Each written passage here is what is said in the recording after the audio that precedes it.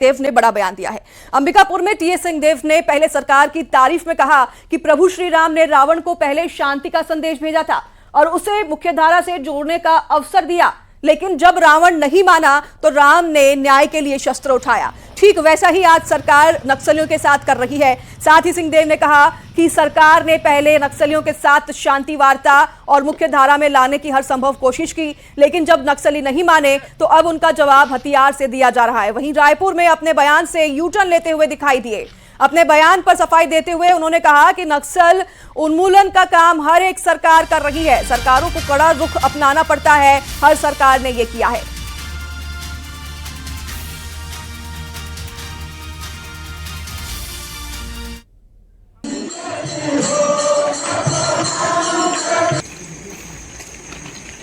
रामचंद्र जी ने क्या किया, समझाया होगा ना, रावण को भी संदेश भेजा होगा कि शांति के रास्ते को अपनाओ, मुख्य धारा में आओ, शांति में आओ। नहीं आए, रावण जी ने हरण किया और बहुत सारे काम किए। यज्ञों में दानव आते थे और यज्ञ को भंग करने की कोशिश करते थे कि भाई मत करिए, पहले चर्चा होती है, नहीं माने, फिर राम जी ने शस्त्र उठाए। सेम नक्सली के खिलाफ ऐसे ही हो रहा है, सेम नक्सली के खिलाफ सेम कि पहले आइए, मुख्य धारा से जुड़िए, नहीं मानेंगे तो चर्चा करेंगे आपसे, क्या दिक्कत है, फिर भी नहीं मानेंगे और हथियार उठाएंगे। आपसे बात हो रही है और आप नहीं मान रहे हैं और बैठे हुए हैं तो कोई बात नहीं, लेकिन अगर हथियार उठाएंगे, फिर भी बात करने के बाद हथियार उठाते रहेंगे तो फिर हथियार का जवाब हथियार से ही देना पड़ता है। छत्तीसगढ़ सरकार ने, अगर आप मेरा बयान देखेंगे तो मैंने ये कहा कि हर सरकार ऐसी करती है। जो वर्तमान सरकार कर रही है किसी नई नीति पे नहीं है।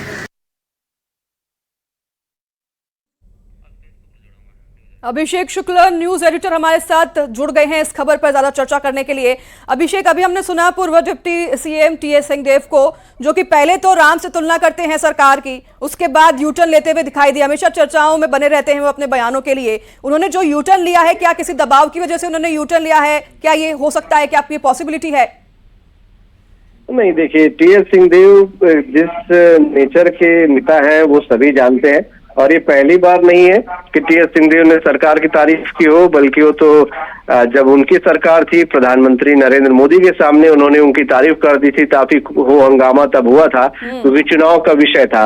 और उसके बाद टीएस सिंहदेव ने सफाई दी थी कि उनके कहने का मकसद ये था और सामने खड़े होके बुराई नहीं की जाती, जैसे बहुत सी बातें उन्होंने की थी। तो उसी कड़ी से आप इसको आगे बढ़ाकर कह सकते हैं। टीएस सिंहदेव जब मन में आता है तो बेधड़क तारीफ भी करते हैं और इसे आप बिल्कुल ऐसा कह सकते हैं कि जब पॉलिटिकल तौर पे थोड़ा हंगामा मचता है और कहीं से कुछ उनको कहा जाता है, शायद पार्टी के अंदर से या जो भी, कि प्रेशर बनाने की कोशिश होती है, तब वो इस तरीके का थोड़ा डिप्लोमेटिक जवाब फिर आगे आकर दे देते हैं कि सभी सरकार की मैंने तारीफ की थी। जैसा इस मामले में उन्होंने कहा, जहां अमित शाह की तारीफ की, बीजेपी सरकार की तारीफ की, तो अपनी सरकार, जब बाद में उनसे पूछा गया कि आपने सरकार की तारीफ की, तो डिप्लोमेटिक एक आंसर दिया कि सभी सरकारें कोशिशें करती है नक्सलवाद को हटाने की, ना सिर्फ बीजेपी बल्कि कांग्रेस सरकार ही कोशिश करती रही है।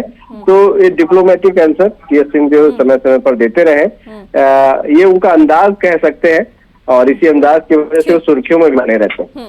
ठीक है, बहुत धन्यवाद आपका अभिषेक, हमारे साथ जुड़ने के लिए, चर्चा करने के लिए इस खबर पर। देखिए, अब इसके साथ हम खबरों में आगे